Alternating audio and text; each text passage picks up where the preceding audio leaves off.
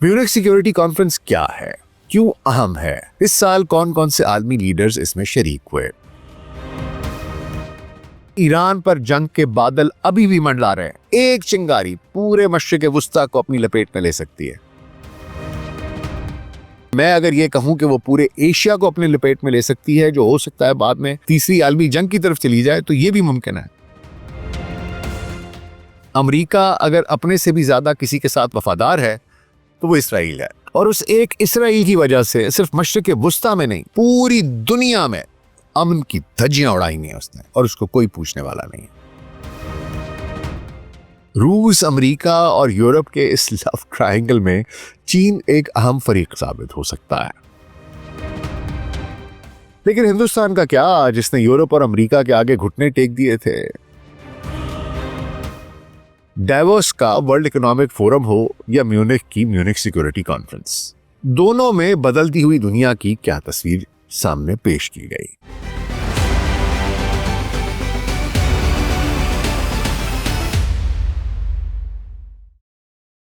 Global सच podcast doctor Nasir भाई के साथ आपकी खिदमत में हाजिर हैं जी। अस्सलाम वालेकुम। जनवरी में वर्ल्ड इकोनॉमिक फोरम, फरवरी में म्यूनिख सिक्योरिटी कॉन्फ्रेंस और मार्च में रेसिना डायलॉग। हर महीने कम से कम एक बैनुल अक़वामी कॉन्फ्रेंस होती है। आखिर इन कॉन्फ्रेंसों में होता क्या है? होता यह है हुजूर के दुनिया भर के रहनुमा, सियासतदान एक जगह से दूसरी जगह मुंतकिल होते हैं। अवाम का पैसा पानी की तरह बेदरेक बहता है। बहुत बड़ा हुजूम इकट्ठा किया जाता है, मीडिया का सर्कस लगता है, कहानियां बनती हैं, स्टोरियां बनती हैं। आखिर क्यों? बुनियादी तौर पर इन तमाम कॉन्फ्रेंसों में पॉलिसियां तय की जाती हैं। कैसी पॉलिसियां? डेवोस वर्ल्ड इकोनॉमिक फोरम में इक्तिसादी पॉलिसियां, जर्मनी म्यूनिख सिक्योरिटी कॉन्फ्रेंस में दिफाई पॉलिसियां, और रेसिना डायलॉग में जियो पॉलिटिक्स पर बहस होती है। लेकिन अगर हम इसे एक तरह से देखें तो ये तमाम कड़ियां एक दूसरे से जुड़ी हुई हैं। कैसे? क्योंकि अगर दिफाई बजट पर बहस होगी तो उससे मईशत मुतासर होगी। अगर इक्तिसादी पॉलिसी पर बहस होगी तो जाहिर है कि इससे जियो पोलिटिकल सिनारियो सारे का सारा वो भी मुतासर होगा। जैसे ट्रंप के टैरिफ, ग्रीनलैंड की ख्वाहिश, वेनेजुएला पे जंग, मशरिक वुस्ता, ये सारी चीजें आपस में कहीं ना कहीं कनेक्टेड होती हैं। 2026 की म्यूनिख सिक्योरिटी कॉन्फ्रेंस का इनेकाद 13 से 15 फरवरी तक म्यूनिख में हुआ। वहां पर हमें चंद नुमाया रवैये देखने को मिले जो सामने आए। पहला तो यूरोप ने अमेरिका को कहा कि दोस्त, हम आपसे नाला हैं, या तो आके मना लो या फिर हमारी और आपकी राहें जुदा, यानी कि कुट्टी। क्योंकि ट्रंप काफी अरसे से धमकियां देते आ रहे हैं, बड़ा तहकीर आमेजाना उनका रवैया है। कभी कहते हैं मैं टैरिफ लगा दूंगा, कभी कहते हैं कि मैं ग्रीनलैंड ले लूंगा, वगैरह वगैरह। दूसरी बात यह है कि यूरोप ने एक बार फिर रूस को यह बताने की कोशिश की है कि हमारे पास आपका मुकाबला करने की सलाहियत है। कैसे? वो ये कहते हैं जनाब कि हम अपना दिफाई बजट जो है उसको भी बढ़ाएंगे और अपनी दिफा को भी मजबूत कर रहे हैं। लेकिन बात कर लो तो अच्छा है, क्योंकि हम यूक्रेन में जंग खत्म करना चाहते हैं और इस बार हम इसे खत्म करके रहेंगे। ये बात उन्होंने कह दी है। चीन ने मगरिब की तरफ दोस्ती का हाथ बढ़ाया है। रूस, अमेरिका और यूरोप के इस लव ट्रायंगल में चीन एक अहम फरीक साबित हो सकता है। क्योंकि चीन रूस का दोस्त है, लिहाजा उससे ये तवक्को की जा सकती है कि वो रूस से बात करे और कोई हल तलाश करे। साथ ही है कि चीन नई मंडियों की तलाश में है, वो यूरोप की तरफ देख रहा है एज अ बिग मार्केट। लेकिन हिंदुस्तान का क्या, जिसने यूरोप और अमेरिका के आगे घुटने टेक दिए थे, उनसे तिजारती मायदों में खतरा मोल लिया था कि वो रूस से पहले की तरह ज्यादा तेल नहीं लेगा। दूसरी जानिब देखें तो रजा शाह पहलवी भी वहां अपना राग अलापता दिखाई दिया, तो CDF field marshal Asim Munir भी मुलाकातें करते दिखाई दिए। इस साल डेवोस का वर्ल्ड इकोनॉमिक फोरम हो या म्यूनिख की म्यूनिख सिक्योरिटी कॉन्फ्रेंस, दोनों में बदलती हुई दुनिया की क्या तस्वीर सामने पेश की गई। म्यूनिख सिक्योरिटी कॉन्फ्रेंस क्या है, क्यों अहम है, इस साल कौन कौन से आलमी लीडर्स इसमें शरीक हुए, यूरोपीय लीडर्स ने क्या बात की, अमेरिका को क्या पैगाम दिया, रूस को क्या पैगाम दिया, चाइना का सुर कैसा था, अमेरिका के मार्को रूबियो ने क्या कहा, भारत कहां खड़ा है, पाकिस्तान की सूरत हाल क्या है, और आखिर में हमारा तज्जिया। आज इस सब पर बात होगी। तो हुजूर अगले 10 से 15 मिनट के लिए ध्यान जरा इधर, और अगर हमारा कंटेंट पसंद आ रहा है तो वीडियो को लाइक और चैनल को सब्सक्राइब कर दीजिएगा। تو آئیے آغاز کرتے ہیں. تو حضور یہ میونک سیکیورٹی کانفرنس ہے کیا؟ میونک سیکیورٹی کانفرنس MSC 1963 میں ویرکنڈے بیکنگ کے نام سے شروع ہوئی تھی، جسے ایوالڈ ہینرک وان کلیسٹ شمنزن نے سرد جنگ کے دور میں دفاع اور سیکیورٹی کے مسائل پر مکالمے کے فروغ کے لیے قائم کیا تھا.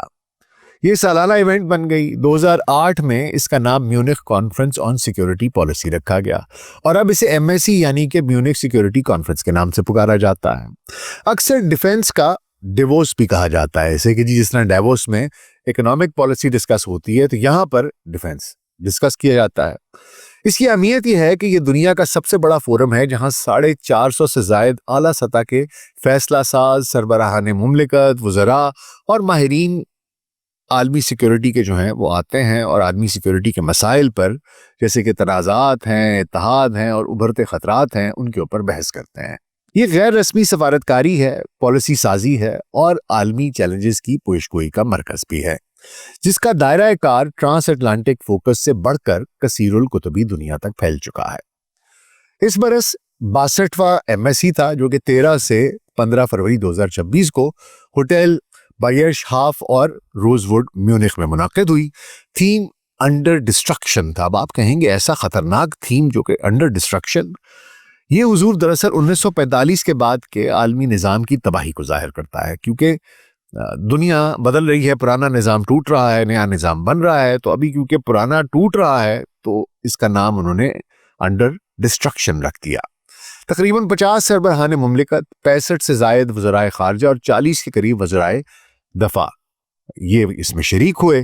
اہم شرکاء میں میزبان جرمن چانسلر فریڈرک مرز، فرانسیسی صدر ایمانوئل میکرون، برطانوی وزیر اعظم کیئر سٹارمر، امریکی secretary of state Marco Rubio, یوکرینی صدر ولادیمیر زیلنسکی، یورپی کمیشن کی صدر Ursula von der Leyen, NATO secretary general Mark Rutte, چینی وزیر خارجہ وانگ جی، ایرانی ولی عہد رضا پہلوی جو کہ جلا وطن ہے، اس کے علاوہ بھارتی وزیر خارجہ ایس جے شنکر اور پاکستان کے army chief of defence forces field marshal Asim Munir بھی شامل تھے. روس کا کوئی بھی سرکاری نمائندہ اس کانفرنس میں شریک نہیں ہوا. اس نے 2022 سے اس کانفرنس کا بائیکاٹ کیا ہوا ہے. عالمی رہنماؤں نے کانفرنس میں عالمی تقسیم پر کھل کر بات کی.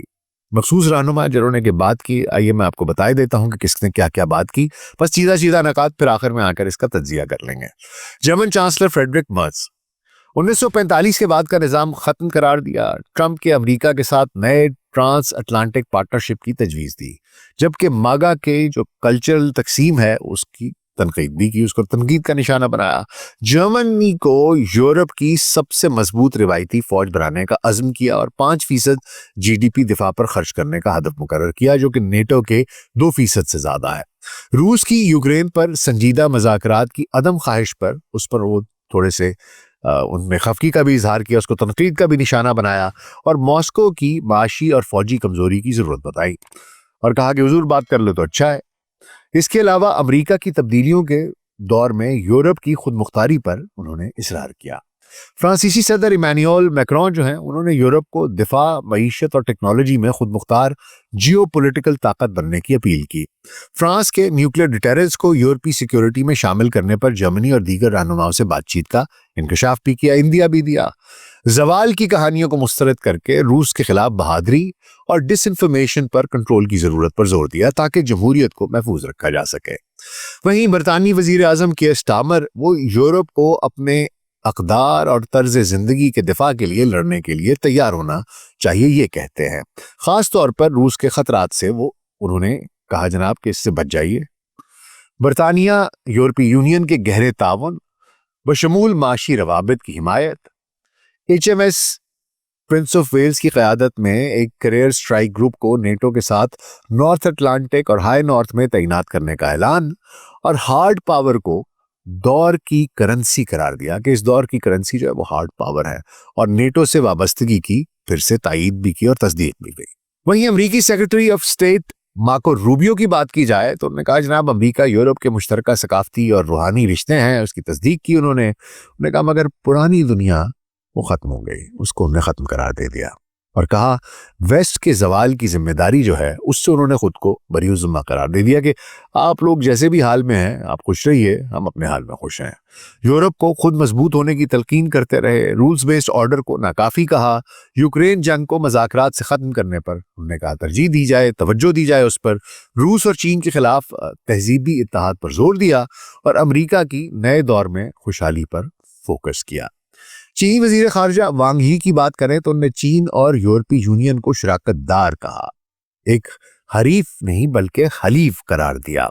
جاپان کی تائیوان پالیسی کو چین کی خود مختاری کی خلاف ورزی کہا، ٹوکیو کو دوبارہ اس طرح کا جوا کھیلنے پر شکست کی تنبیہ بھی کی، اور اس کے ساتھ ساتھ امریکہ کی یہ جو ڈی کپلنگ کی کوششیں ہیں ان کو انہوں نے تنازع کا سبب قرار دیا۔ اقوام متحدہ پر مبنی کثیر الجہتی نظام کی حمایت کی اور بین الاقوامی اداروں سے نکلنے کی امریکہ کی مخالفت بھی کی۔ یوکرینی صدر جو ہیں ولادیمیر زیلنسکی، انہوں نے پوٹن کو جنگ کا غلام کہا، یوکرین کی بجلی گھروں کی تباہی کو یورپ کے لیے وجودی خطرہ قرار دیا، جنگ ختم کرنے کے لیے امریکہ کی ضمانتوں کا مطالبہ کیا۔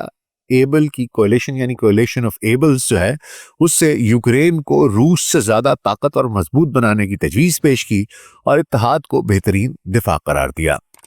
روس کا جیسے میں نے آپ کو بتایا کہ وہ کوئی نمائندہ تو نہیں تھا، لیکن پورے جتنے بھی مباحث ہوئے ان میں روس کو مستقل جارح قرار دیا گیا۔ مرز نے مذاکرات کو عدم سنجیدگی اس کو کہا کہ جی وہ اس میں بڑے سنجیدہ ہی نہیں ہے، پھر ہائبرڈ جا رہی ہے اور نیوکلیئر بیان بازی کو یورپ کی سیکیورٹی کو ایک بہت بڑا خطرہ قرار دیا، اس کو ختم کرنے کے مترادف کہا، اور یوکرین روس کے بعد بیلٹک خطرات کے امکانات کا بھی اظہار کیا گیا۔ وہیں پر ایک پپٹ ایرانی ولی عہد جو ہے رضا پہلوی، وہ بھی وہاں موجود تھا اور اس نے آ کر جناب ایرانی آزادی کے لیے عالمی مداخلت کی اپیل کی، رژیم کے خاتمے کی پیشگوئی اور فوری ایکشن کی ضرورت پر زور دیا، جمہوریت کی طرف منتقلی کی 4 بنیادی اصولوں پر پلان پیش کیا اور تہران سے ڈیلز کی تنقید کی۔ انہوں نے کہا جی ان سے بات نہ کریں، میں آپ کا بندہ ہوں، مجھے آپ آگے کھلائیں۔ وہیں پر بھارتی وزیر خارجہ ایس جے شنکر بھارت کی تمام پارٹیوں میں اسٹریٹجک اٹانومی کی تصدیق کی، سمجھوتے کے دعووں کو مسترد کیا، کثیر القطبی دنیا، کوارڈ اتحاد، IMEC کی پیش رفت اور بھارت یورپ روابط پر بات کی، توانائی اور اتحادوں میں خود مختار فیصلوں پر زور دیا۔ پاکستانی chief of defence forces air marshal Asim Munir, ان کی روبیو کے ساتھ سائیڈ لائن پر بات چیت ہوئی، علاقائی سیکیورٹی اور کاؤنٹر ٹیررزم پر فوکس کیا گیا، جبکہ کوئی رسمی خطاب انہوں نے اس کانفرنس میں نہیں کیا۔ یہ تو جناب ایک وہ ہو گیا، اب ذرا آئیے ایک ذرا تجزیہ کر لیتے ہیں جلدی سے، تاکہ میں چاہ رہا ہوں آپ کو ایک رن ڈاؤن دے دوں، پتہ چل جائے کہ کہانی ہوئی کیا ہے۔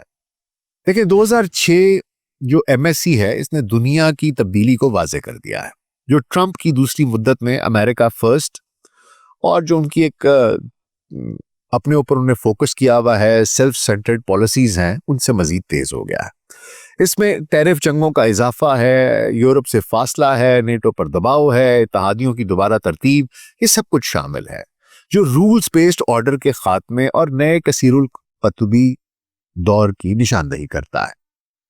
اس میں یہ بھی ہمیں دکھائی دیتا ہے کہ UN کا خاتمہ ہو جائے، شاید جو انہوں نے ایک وہ پیس بنایا ہے، بورڈ آف پیس بنایا ہے، ہو سکتا ہے اس کے اندر وہ جو کہانی چاہ رہے ہیں کہ ہم چاہ رہے ہیں تنازعات اس کے ساتھ حل کیے جائیں، اس کے اندر حل کیے جائیں، تو UN کا خاتمہ دکھائی دے رہا ہے۔ بہت سے ایسے معاہدے ہیں جس طرح انوائرمنٹ پہ تھا، باقی تھے، اس سے وہ نکل گئے ہیں، وہ کہتے ہیں جی ہم انہیں نہیں مانتے۔ پھر نیٹو کا اختتام جو ہے وہ نوشتہ دیوار دکھائی دیتا ہے، لگتا ہے کہ نیٹو اب زیادہ دیر تک چلے گی نہیں، کیونکہ امریکہ نے کہہ دیا کہ بھائی ہمارا آپ سے لینا دینا نہیں ہے، اے مغرب والو، اے یورپ والو، آپ اپنی کہانی خود سنبھالو، اپنے پیروں پر کھڑا ہونا سیکھو، اب تم بچے نہیں رہے، بڑے ہو گئے ہو، ہمارے لیے اپنے بڑے مسائل ہیں، ہم نے وہ کچھ دیکھنا ہے۔ اسی طرح جب یہ ہو جاتا ہے تو پھر یورپی یونین کے لیے بہت سی مشکلات سامنے آئیں گی کہ وہ آپس میں کن ٹرمز پر اکٹھے رہیں گے۔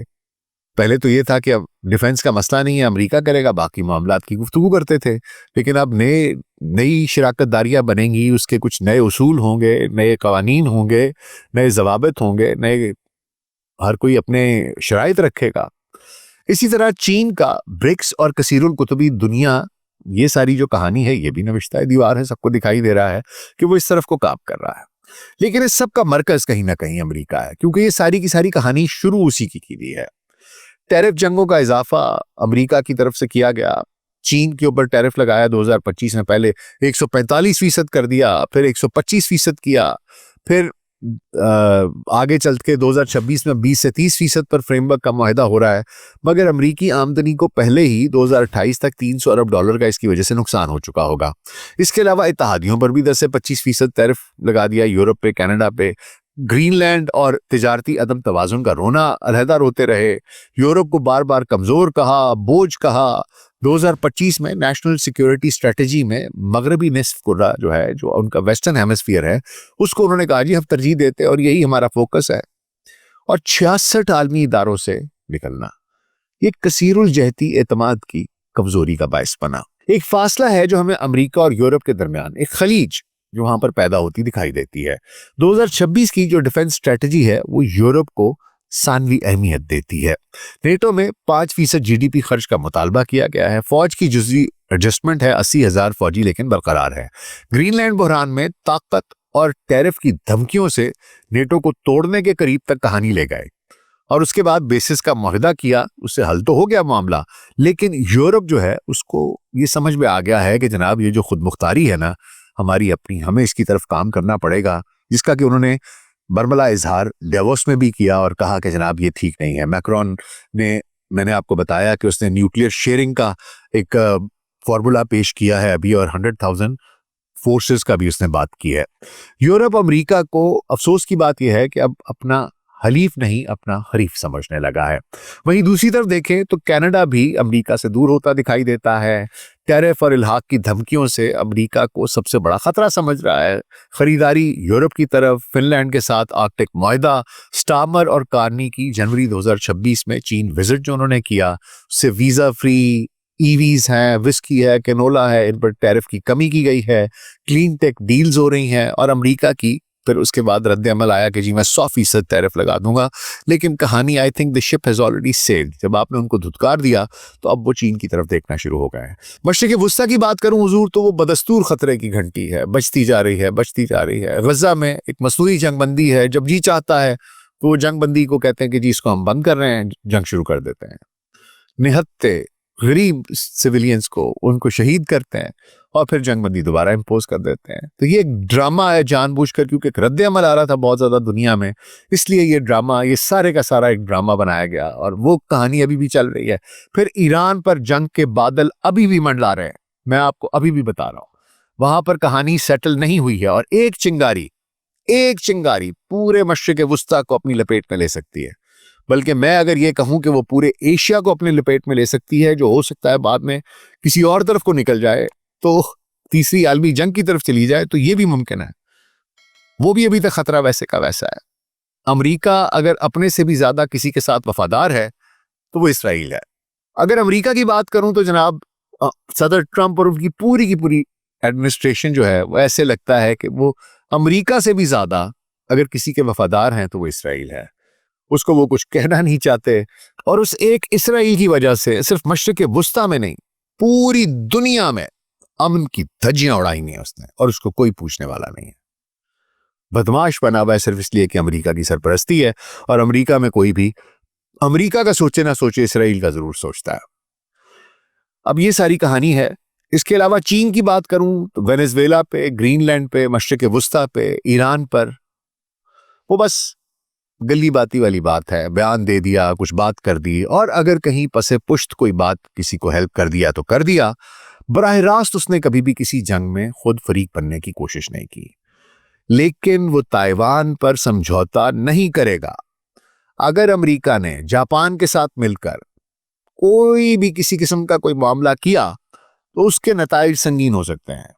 वहीं दूसरी जानिब चीन अमेरिका के जवाल के साथ एक कसीरुल कुतुबी दुनिया का खां है। यूरोप को हरीफ की बजाय हलीफ बनाने की बात कर रहा है। चीन मैन्युफैक्चरर है, उसे मंडियां चाहिए, मार्केट्स चाहिए। मुस्तकबिल में यूरोप और नेटो ममालिक मुमकिन तौर पर चीन के इत्तेहादी भी हो सकते हैं, जिसका कि पहला कदम ले लिया गया है, जैसे कि कार्नी और स्टामर चीन का दौरा कराए हैं। यूरोप के दिफाई खुद मुख्तारी की बात हुई है, न्यूक्लियर शेयरिंग की बात हुई है, 3 से 5% जीडीपी की बात हुई है। अमेरिका की पसपाई से नेटो पर दबाव बना है, मुमकिन तकसीम हो सकती है। यूक्रेन एक बहुत बड़ा इम्तिहान बन के सामने आ रहा है। मदद जारी रही तो फिर तो रूस वहां पर उसको वो काउंटर करता रहेगा, लेकिन अगर ना हुआ तो रूस की पेशकदमी जारी रहेगी और बाल्टिक में खतरात भी हो सकते हैं। वहीं दूसरी जानिब अगर इधर आऊं तो भारत की तरफ देखूं तो अमरीकी दबाव से भारत में रूसी तेल पहले 40% ले रहा था, वो रोकने का वादा किया, कहा हम ग्रेजुअली उसको कम कर लेंगे, और फरवरी 2026 में डील से अमरीकी टैरिफ 15 से 18% तक उनके आ गए दरामदात में, और 1.3 मिलियन PPD लेकिन वो बरकरार है। शंकर जो हैं उन्होंने ऑटोनॉमी की तस्दीक की है। अमरीकी तवानाई $500 बिलियन और यूरोपी FTA से तनव्वो भी है, मगर S-400 जैसे रूसी दफा जो उनका सिस्टम जो हमने तबाह भी किया था वो अभी तक उन्हीं से लेंगे, और वो बरकरार है। जो उनकी डिफेंस डील्स हैं वो रशिया के साथ उसी तरह रहेंगी। लेकिन ये बात सोचने की है कि हिंदुस्तान ने हाल ही में यूरोपीय यूनियन और अमेरिका दोनों के साथ तिजारती मुआहदे किए हैं, और हिंदुस्तान ने ये तिजारती मुआहदे अपने पुराने दोस्त रूस के साथ अपने ताल्लुकात को खतरे में डालकर किए हैं, जिससे कि वो बहुत ज्यादा दिफाई सामान भी लेता है। लेकिन इसके बावजूद इस साल म्यूनिख सिक्योरिटी कॉन्फ्रेंस में हिंदुस्तान के बारे में ज्यादा कोई बातचीत नहीं हो रही है, कोई बहस नहीं हो रही है। यूरोप अब चीन की तरफ देख रहा है, क्योंकि यूरोप को अभी भी एक मसला दरपेश है जो यूक्रेन में जंग के हल तलाश का है। अब क्योंकि हिंदुस्तान जो है उसने रूस को उससे तेल वेल नहीं ले रहा, तो इसलिए अब उससे ये तवक्को भी वो नहीं कर रहे कि वो रूस को यूक्रेन में जंग खत्म करने पर राजी कर सकेगा, और उनको लगता है कि इसमें इतनी तप्पड़ वप्पड़ नहीं है, इतनी जानमान भी नहीं है। और ये फर्क सामने देखा जा सकता था, क्योंकि जब नेटो के सरबराह मार्क रूटर और ज़ेलेंस्की के सेशन हुआ तो उस वक्त हॉल लोगों से खचाखच भरा हुआ था, और उसके फौरन बाद जर्मनी और हिंदुस्तान के वज़राए खारजा वेदरफेल और जयशंकर का सेशन था, तो हॉल तकरीबन खाली था। यानी इस वक्त हिंदुस्तान पर कोई तवज्जो नहीं है। हाँ, अलबत्ता हो सकता है कि आने वाले दिनों में जर्मनी और हिंदुस्तान के ताल्लुकात बेहतर हो जाएं, लेकिन दिफाई तौर पर शायद वो अभी भी देख रूस की तरफ ही रहा है। पाकिस्तान की बात करूं तो पाकिस्तान के पास बेचने को हुजूर स्ट्रेटेजिक लोकेशन है, डिफेंस इक्विपमेंट है, और ये फैक्ट कि वो Islamic nuclear and conventional force है एक बहुत बड़ी। और जो बातचीत भी हुई है वो लगता यही है कि फील्ड मार्शल आसिम मुनीर की और मार्को रूबियो की कोई मुलाकात हुई है, या शायद कुछ यूरोपियन मिनिस्टर्स के साथ कोई बातचीत हुई हो, लेकिन कोई डायरेक्टली स्पीच वगैरह नहीं की, ना ही उन्होंने कोई किसी फोरम को उस तरीके से एड्रेस किया है। एंड में आपको ये बताऊंगा हुजूर के MSC में मेयर्स कार्नी और रूबियो ने इत्तफाक किया कि रूल्स बेस्ड ऑर्डर खत्म हो गया है। रीकिंग बॉल पॉलिटिक्स और ताकत के दायरे गालिब है। अमेरिका की यकतरफा और इलाकाई पॉलिसी ने पुराने उसूलों का खात्मा कर दिया है। ग्लोबल साउथ ये निज़ाम हमेशा से चाहता था, यानी कि चीन।